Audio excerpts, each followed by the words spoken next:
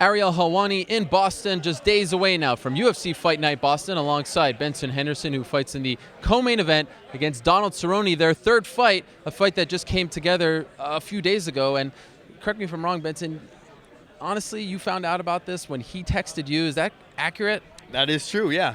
I didn't receive any notice from the UFC, from Dana White, from no one. No one called my manager, my coaches, myself. No one let us know, and didn't get any emails. But Donald was nice enough to let me know that, hey, we'll be fighting. He texted me right before one of my boxing sessions, my mid-work with my coach, Reese, Mauricio Esposito. And he texted me, hey, bro, no hard feelings, nothing but business, nothing but love. I texted him back, I don't know what you're talking about, dog. Like, what, huh? I'm confused. Like, oh, go check it out online. It's online. So, they broke the news. So then I went online. I found out Eddie was hurt or injured. It's the flu. Or the flu. Eddie was sick. So I texted him back right away. See you in Boston in a couple of weeks. Is that disrespectful? For Cowboy to text me? No, for you not to be informed by your employer first, for you not to have the opportunity to agree to the fight. Oh, you can have that opinion. I want to know your opinion. That's why I'm asking. My opinion is I'm going to go beat up Donald.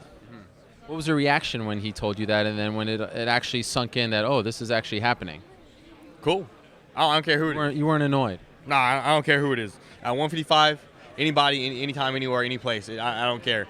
5 rounds, 6 rounds, 7 rounds. Let's do it.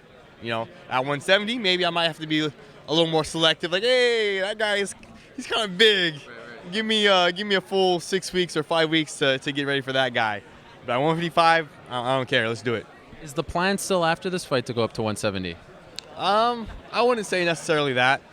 Why have things changed? Because that seemed to be the plan at one point, right? I never said it was my plan. I never said, my plan is after this fight I'm going to go yada, yada, yada. I think some people assume that, or they gather that and then they printed that up, which is fine. But that was never my plan. My plan was always just to keep on fighting, keep on winning, keep getting my hand raised. Happens to be at 155, happens to be at 170, then cool.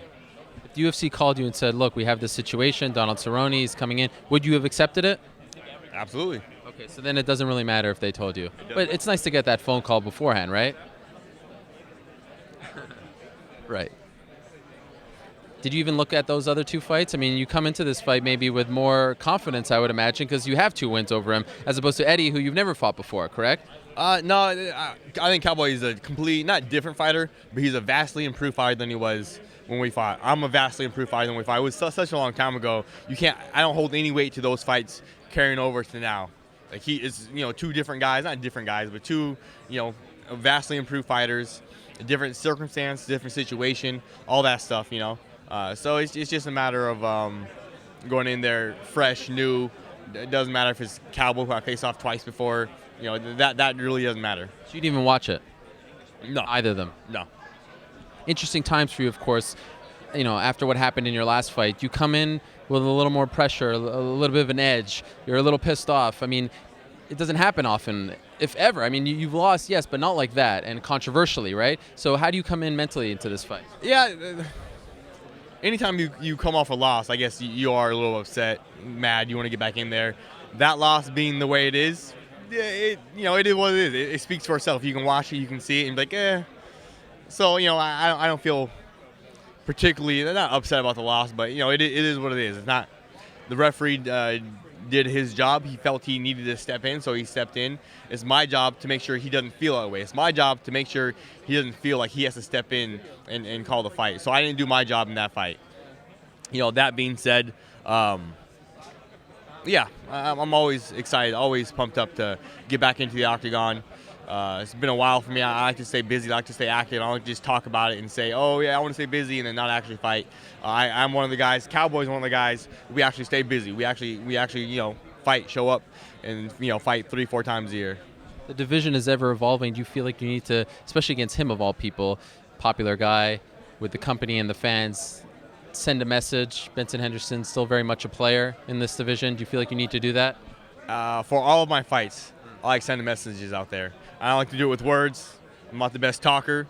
I'll leave that up to you, But I like to leave my, my thoughts, leave my stamp, my exclamation point with my performances inside the octagon. All right. And there's a basketball court underneath that surface that you'll be fighting on, so we can talk to the people. Unless, you're going through it.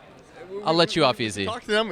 I'll let you off easy. And see if we could assess Parquet, the famous parquet. That's all I'm saying. We should talk to them, see if we can. Got a busy week. You know what? We'll do it another time. Yeah. Thank you, Benson. All the best. Thanks, Daryl. Appreciate it.